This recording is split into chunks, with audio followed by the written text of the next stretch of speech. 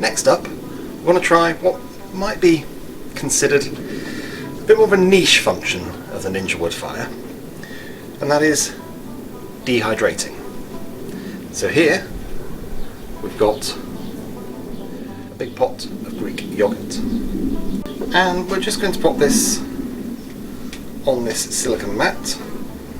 And just be aware these silicone mats, they're quite flexible, so once they've got product on them, they're quite hard to move around. Hence, we've got the Ninja tray here for some stability. And we're looking for about between 1/8 and 1/4 of an inch depth, so spread it out as evenly as possible. If you make it too thick, it won't all dehydrate. So next up, we want to preheat our Ninja ready for dehydrating.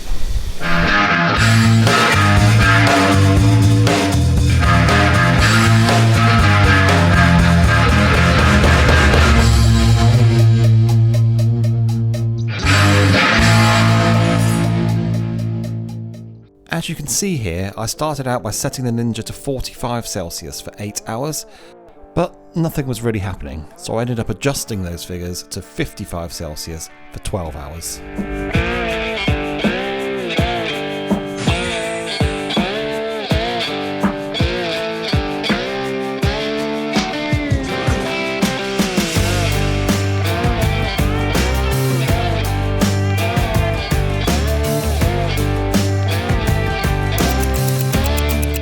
And here at the 6 hour mark, you can see the edges of that yogurt are starting to change colour as that moisture is driven off.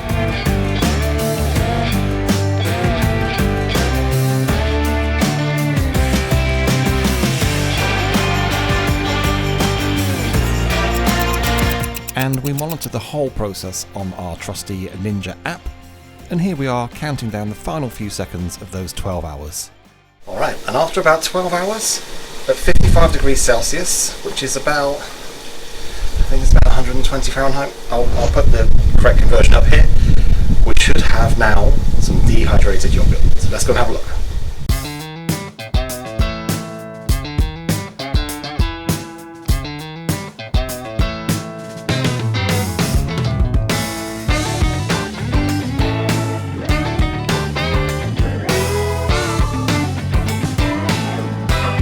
Here she is,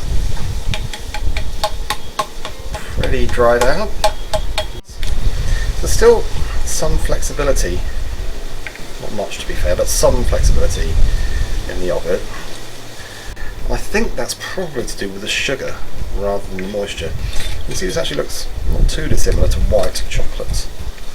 So at this stage we want to remove all of that yogurt from the silicone mat, then put it in a blender and blitz it to a fine powder or fine grain.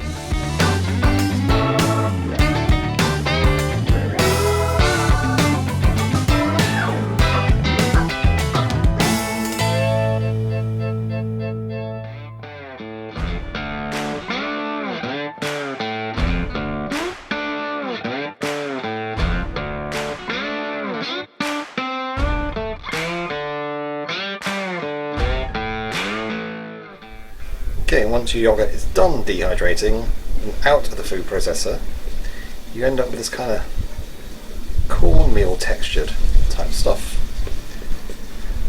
Just thought you guys might appreciate seeing the end result here. I don't know if it's the visual, but it actually does smell a little bit like white chocolate. I think maybe the removal of the water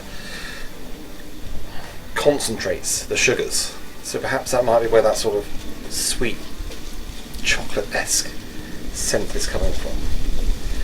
And the idea being that you can take an amount of this yogurt in its dehydrated form and just add a touch of water back to it.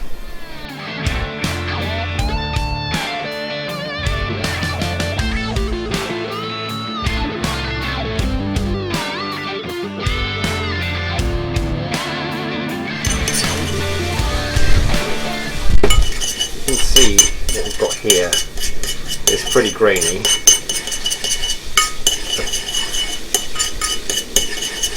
but it is becoming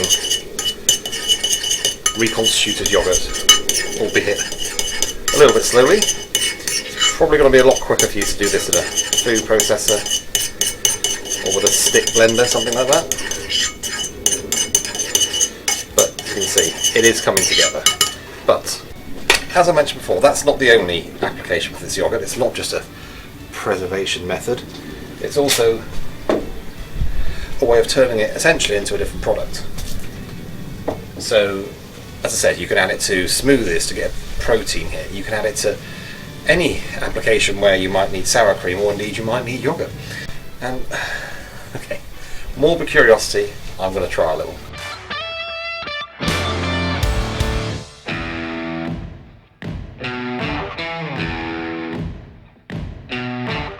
Cheers.